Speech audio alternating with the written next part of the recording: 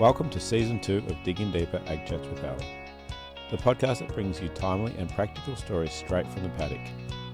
From sowing to shearing, fire to flood, and everything in between. We're here when it matters most. Each episode taps into real experiences, expert voices, and grounded advice that helps you stay ahead on farm.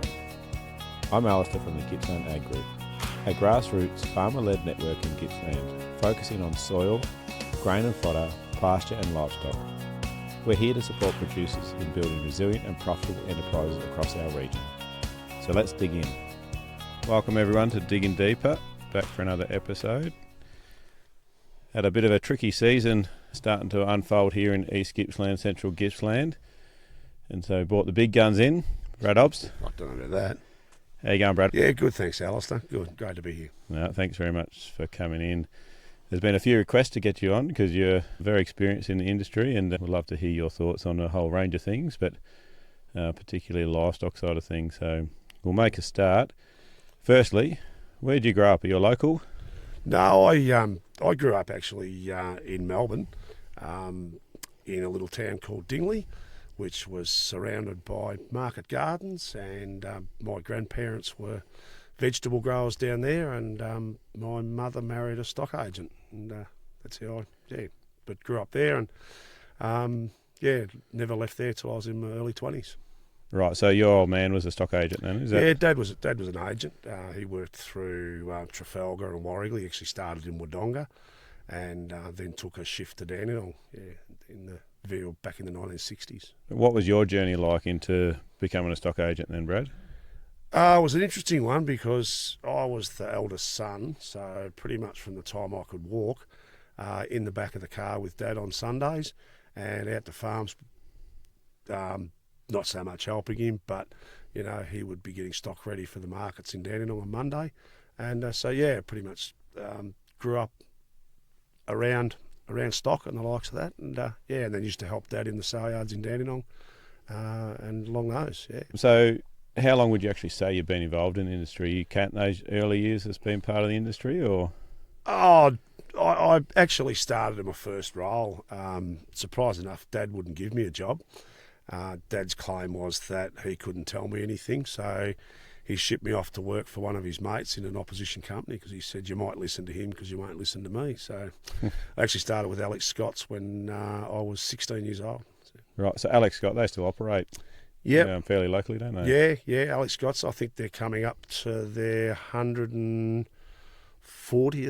anniversary in the coming months. Right. So, very, very good company. Yeah, great company. So. Yep. Now, do you want to mention actually who you work for currently, Brad? Yeah, I work. People might know, but a lot of people won't that's listening, I guess. Nutrient Ag Solutions. We here in Bairnsdale, we operate a franchise model under the Nutrient Ag Solutions banner, and we have representation from sort of Hayfield through to Orbost and up to Dargo and Omeo and the likes of that. So but we operate under the Nutrient banner, and very proud to, I might say. Yeah, and so formerly that was Landmark. Well, we've had many things over the years. I left Alex Scott's to join Gippsland and Northern in Traralgon, and then Dalgetty's bought Gippsland and Northern, and then the ANZ Bank owned Dalgetty's for a while, and then Wesfarmers bought it from there, and then the Wheat Board bought it from there, and so we've had many owners over the years, but I've got to say that the team from Nutrient, they're outstanding. They're very good. Well, that might lead us on to the next question, because I did a little bit of digging around on you, and apparently you went for a bit of a trip. Was that with Nutrient over to the States? Yeah, it was back in the Landmark days, and we had a managing director, Tommy, who was an American. He was sent out by the parent company, and what they used to do was run a livestock tour to America every year. I think it was about 10 or 12 days or 14 days we were over there for, and it was about 10 people from right around Australia and people that we'd never met. It was a really good trip. We seen some interesting stuff. And, what was the purpose of that trip from those guys sending you over there? Oh, look, I think it was an educational tour. That was part and parcel of it.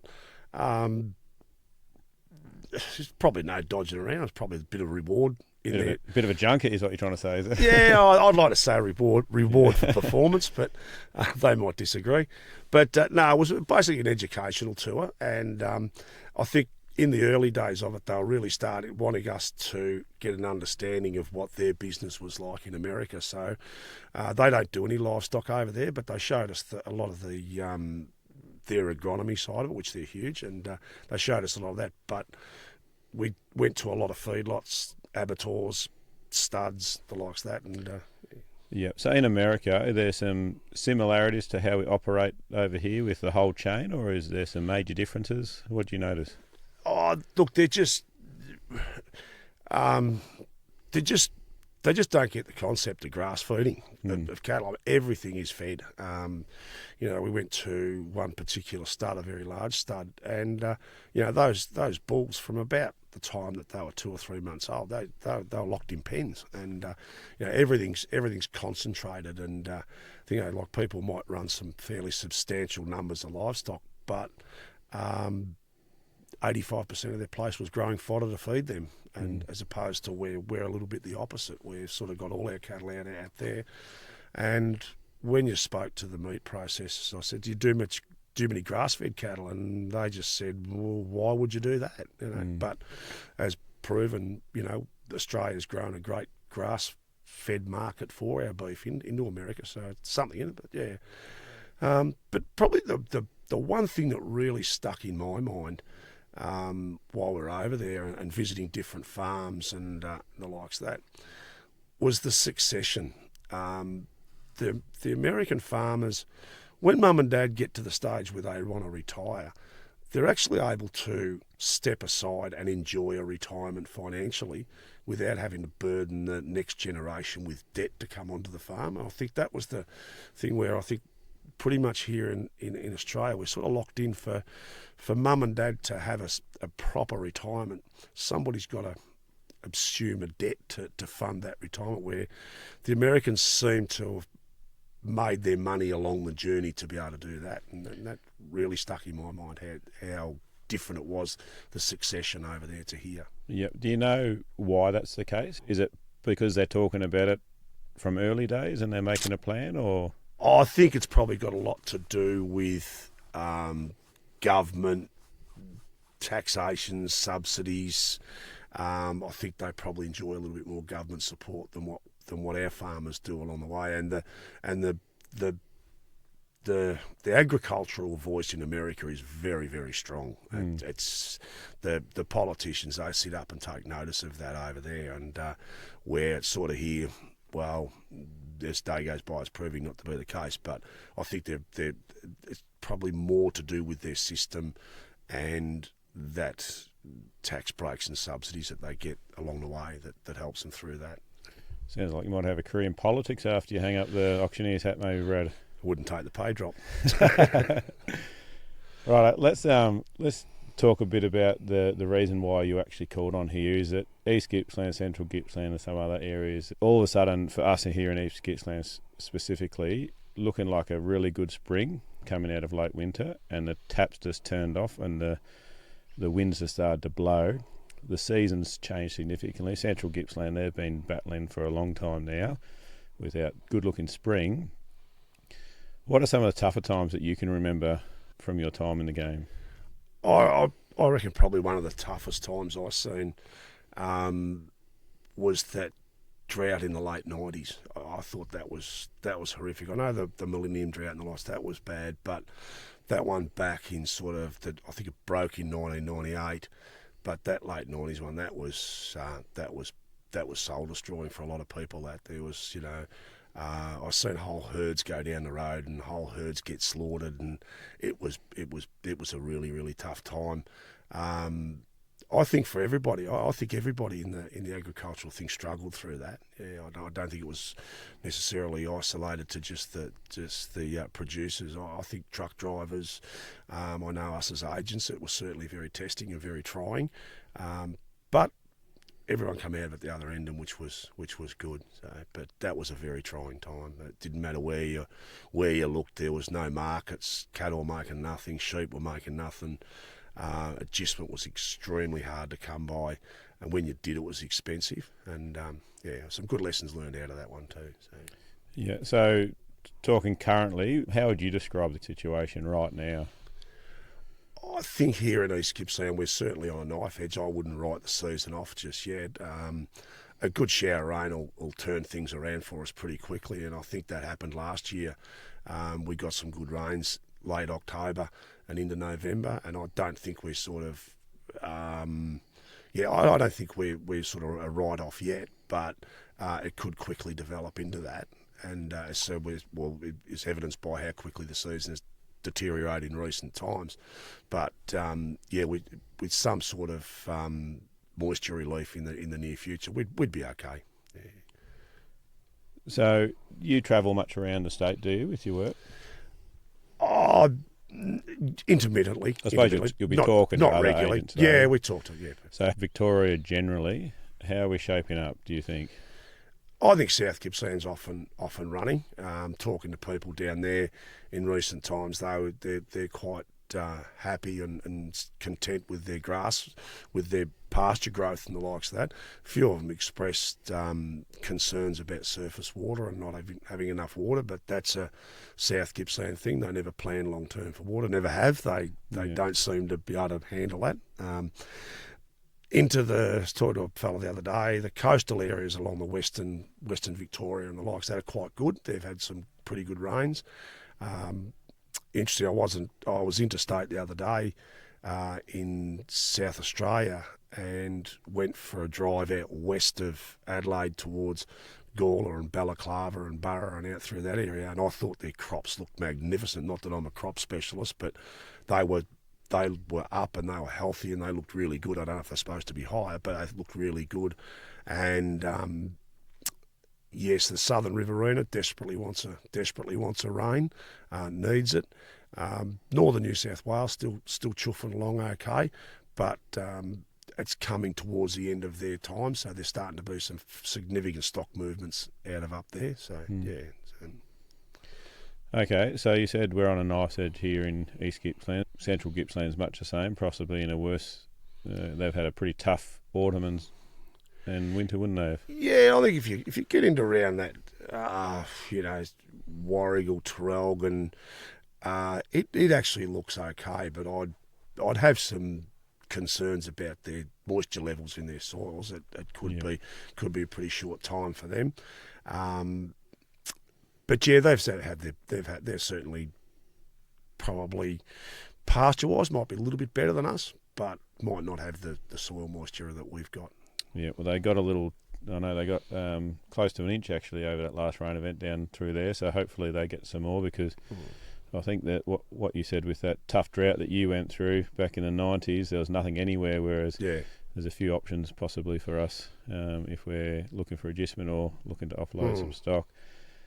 So now your area of specialty, moving stock.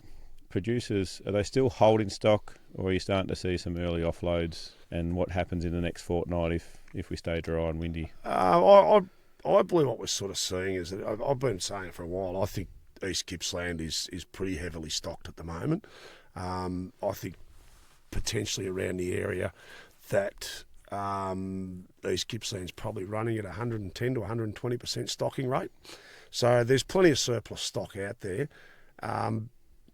I don't necessarily it's been early sell-offs. There's been some opportunistic sell-offs with the prices that we've seen in recent times. There's been some opportunistic sell-offs. Don't know they're necessarily season-wise, but we're starting to see surplus stock come forward. Not necessarily early, but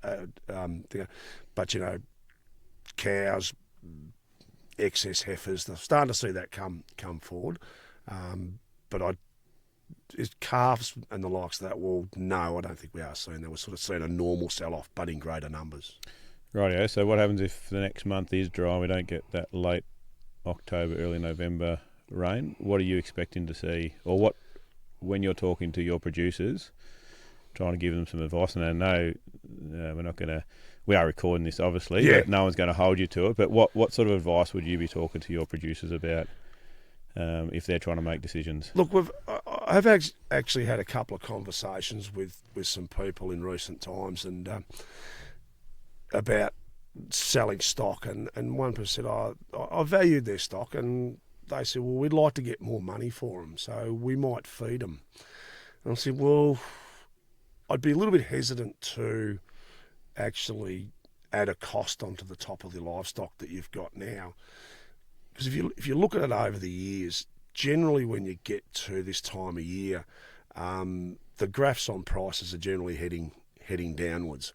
So we're seeing probably... How long does that go until, Brad? Is it in historical from a trends? Those historical trends, they'll sort of start a gradual slide through to probably January. Then we'll start to see it change around a little bit.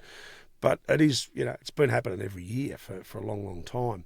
So if you were to add a cost onto your livestock, it'd be reasonable to expect that in a period of time, you could be selling those stock. Then they might be better than what you've got now, but the net result might not be any better than what you could get for them now. And you're not forking the dollars out to pay them, and you're not having to worry about them. It's gone. Money's in the bank. Cash them in. So let's talk about some early weaning. Is that another lever they can do and sell some of the old cows off and keep the calves? I think it's a great lever to pull myself, because what you can do from there is if you're worried about where the season's going, you can get the calves off, and let's face it, that's your future income. You can get the calves off the cows. You can look after the calves and keep them going along. But importantly, you can get rid of your excess cows, or your empty cows, your bad-footed cows, your bad-eyed cows, your bad-performing cows. You can get rid of that excess stock, and again, just simplify it down. So. Yeah. Yep. Now I'm more of a sheep person than a cow person. How early is early weaning for you? I've seen it over the years. I've seen it as early as 2 and 3 months. Yeah. In some times, but I sort of think probably that sort of 4 to 6 months is probably is early. Anywhere 6 to 8, I'd say, is probably there, and the normal's probably 9 or 10. But yeah. Yeah, so you can push them pretty hard then, those young cows, if you need be. You can, yes, yep. Okay, you mentioned in there preg testing and moving on empty cows. What else are you looking for? What other options have you got when you're culling out a herd, a forced cull? What other sort of things are they looking to get rid of? Well, I mean, it's just those, and I mentioned it before, I think East Gippsland's running quite heavily stocked at the moment, so it's identifying identifying where your stocking rate should be, and perhaps trying to get it back to that. And I know a lot of people talk in DSCs and dry sheep equivalents, and perhaps it's getting back to a more conservative side of that in preparation for what might be a bad season. But if the season turns around and comes good, well, you're still in a good position to take advantage of it, but you're also well prepared for the thing. So it might be the older portion of your cows. Keep your young stock, your older cows. We've seen a client in recent times. He sold off a significant number of his older cows in preparation. He thinks it's going to be dry, but if it turns around, he's in a great spot. He's still got all his young cattle. He's got all his younger herd. Yep. Now we often have, or once a month, we have your competition in a pink shirt in here. Yep. And he loves to make predictions. Yep. What are you like on the prediction front, Brad? Are you happy to make one? Depends what it is. Right, I'll ask the question. You can choose to ignore me if you like. But going forward, if we're going to hang on to a class of stock that might make us money in sort of 3 or 4 months' time, what is it? What's going to make you money in future? I think cows. Yeah. Yep. As in older cows? Yep. They can, you can run a, and I'm not necessarily saying from a breeding point of view, but if you're talking about an opportunity, I think to go and buy a light cow at the moment and fatten her. Like our market's very, very strong into America, and they've got some, their beef inventory is so low. That's a sustainable market, so I think that looks pretty good. I think the bottom, the smaller end of the weaner steer market, I think it's trading at a level where I think it would leave very little in it for the next person in the short term. I think in the long term it could be good, but I think in the short term, Well, you heard it here first on Digging Deeper. We'll leave this one in because I like that prediction. But it's interesting you say that because Ben Young from Chiltern Park Mow, he said a very similar thing. Is those cows are the only thing that appreciate with age. As they get bigger and heavier, you can always make some money out of them at the end of their life, which, unlike sheep, for instance, ewes often drop significantly as they get older. So, well, it's at the end of the day in livestock, you only trade in weight by cents a kilo. Cows are probably one thing at the moment where you've got the opportunity to purchase them at a lesser cents per kilo than you're going to sell them at. So I don't know that buying a weaner steer for $6.50 a kilo and then selling into a feedlot for $5.40 is good maths, but certainly buying a cow for $3.50 or $60 where you see the top end of the market at $4, I think that presents an opportunity. Yeah, it's a bit of a safer gamble sometimes. We have educated gambles in this game sometimes. Now, I'm not sure what's your intel on the sheep market. Does Billy do most of your sheep job? Does he, or are you still keep abreast of it? Billy's the face of our sheep job, I suppose. He looks after the market in a Bairnsdale. He does a great job in there. I think the sheep job looks pretty solid, to be honest with you. I think moving forward. Again, our sheep numbers are low. Our export demand for the mutton is very, very good. So I can't see a lot of downside to the sheep job in general. Reports of very, very poor conception and lambing rates through Western Victoria will probably keep the lamb job pretty solid as well. So I think that's almost good. And I have heard reports and been reminded a couple of times the wool market's at a high at the moment, and so 10 weeks in a row. Someone told me the other day. So the wool boys are up and about. It did start. It was a fairly low base that they're starting from, though. Yeah, it doesn't matter. It's an improvement. It's an improvement. So, talking to your producers, your clients right now, what's the number one message you're trying to pass on to those guys? What I sort of see with people is the breeder. I think that the breeder's got to be very, very mindful of the numbers that they run, so they don't coming into and let's say the season does deteriorate, that they don't run into a situation where they're doing it that hard that they're affecting the calf, which is going to be next year's income. I think they've got to make some decisions there, and if it means to lighten off to think like that, you can always breed more cows. The fellas that buy cattle and trade cattle, the message I'm trying to tell people at the moment is, yep, the prices are fantastic. You can, there's cattle out there that would make double what you would have paid for them back in the autumn. They would make double that now. But what's your next move? You can turn around and double your money, but you're going to invest a significant amount of that profit back into your next one and not have as big a beast in your paddock. So capitalise on what you've got and capitalise on the feed that we've got now and try and produce it, turn that article into a heavier beast, and hopefully the situation will be a little bit better to trade from down the track. You obviously talk a lot to your clients, and some of those decisions would be made out of emotionally charged decisions when people are deciding to sell or lighten off or whatever. How do you sort of handle that emotional side of your clients when you're trying to give them advice and you can see they're thinking out of emotions rather than thinking about what's best for the operation?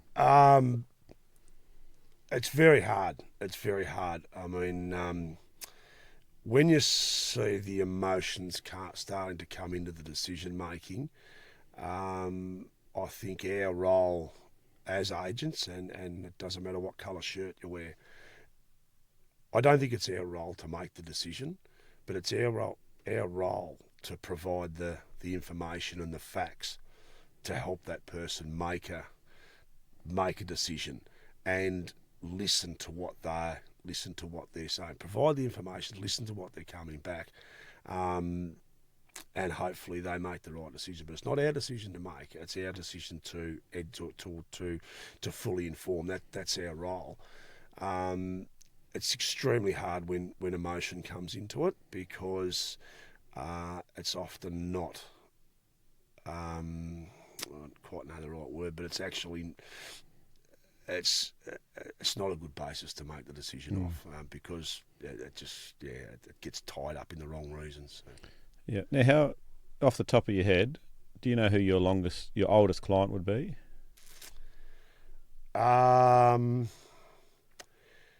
Here in East Gippsland, there's a great cohort of clients that were Dalgety customers when I took over from Phil Rourke. But going further back, when I was working for Gippsland and Northern in Traralgon, Gippsland and Northern in Orbost used to come under the Traralgon brand. So there's people in Orbost which I can go back to dealing with them far back or having contact with them as an agent back to 1986, when I first started with Gippsland and Northern. But there's quite a few clients here that's still, I enjoy doing their business now from when I started here in 1992. Yeah. So if we go back to that 86, that's nearly 40 odd years you've been working alongside these guys, and I think that actually puts you in a really good place to understand who they are as people and to be able to give them the advice when they're going through those emotional times. So we've seen it come and we've seen it go. One interesting one though is that you asked about length of clients. I've got a client who's actually not in this area. He's down on they're based down on the swamp at Cooey-Rupp, and this client's father dealt with my father up until my father passed away, and then I've dealt with his father until he passed away, and we still do business there. And I think the family connection goes back nearly 60 years that the two families been doing business together. So, yeah. I've got a similar story with our shearer, Dennis Tice, a local. Hi to Dennis if you're listening. But I think one of his first sheds was my grandfather's shed way back in the day, and sure every year after that. And we took him on when we took over, and we actually got out of Merinos the year that we thought he was getting out of shearing as well, but he kicked on for another couple of years actually. So it's actually nice to be able to be part of someone's career like that. So. And it's quite, I find it really good, because those people, they become more than clients. They've certainly become more than clients, and you feel for them in hard times, and that can be tough. But all right, next question: what are some of the mistakes that people do start making when they're faced with seasonal decisions like we're in the middle of now? I actually think the movement or the selling of stock or that sort of thing is part of it. There's some decisions that get made there, but I actually think a lot of the time people don't actually fully analyse when they decide they're going to feed their stock. It's going to be dry, but I'm going to feed them through. I'm going to do this. I don't know that people. There's certainly people out there that do, I know that, but there's a lot of people don't actually fully cost it out. Go, well, what is it going to cost me to feed those stock, and what's going to be the end result? Am I going to recoup that money, or is it just going to be dead money? So that's where I sort of think sometimes can be the start of a bad decision. It can be the start of a good one, don't get me wrong, but that can be when they're haven't fully analysed the situation. Like, we can't control the weather, we know that, but we can control what we do about it. Yeah. So if we're going into a feeding program, you'd say sit down and work out all the costs associated. For sure. And then come back and go, what can I get now? And I think the one thing that people never put a dollar value on is stress. And their time. Yeah, and the time, because there's a lot of time involved when you start feeding, and then also stress when they're not doing the things that they should be doing, or you've got a cook animal all of a sudden. So I think that it's a good advice. I think the stress side of it, you can't measure that. And the torment and the anguish that people put themselves through sometimes, whether it be on the back end of or during a drought or the back end of a bushfire or something like that. You're right, you can't put a value on it, but you can certainly see the toll of it down the track. The other thing that you don't notice as in those stressful situations, it sneaks up slowly on you, and then all of a sudden you get to a stage where you're just about broken, and how did I get this much stress heaped on me, sort of thing. But it does creep up slowly when you're in those situations. So yeah, and in those situations, I urge people to talk about it. You know, society's a lot different to what it was back 25, 30 years ago. I mean, it wasn't the done thing to talk about your problems. We can now. People can talk about their problems, and there's people out there that will listen, and there's people out there that want to listen. And a fellow only said to me the other day, he said, you know, a problem shared is a problem halved. And, you know, I think it was very true. And sometimes you get to places and I've seen the stress and the anguish boil over, and it's not good. But I'm glad that people are able to let it go now and not be ashamed of it. So I think people, if you're doing it hard, talk, get the information and talk. So. Yeah, we get a lot of intelligent people on this podcast, and one of the common things is spending time off farm as well.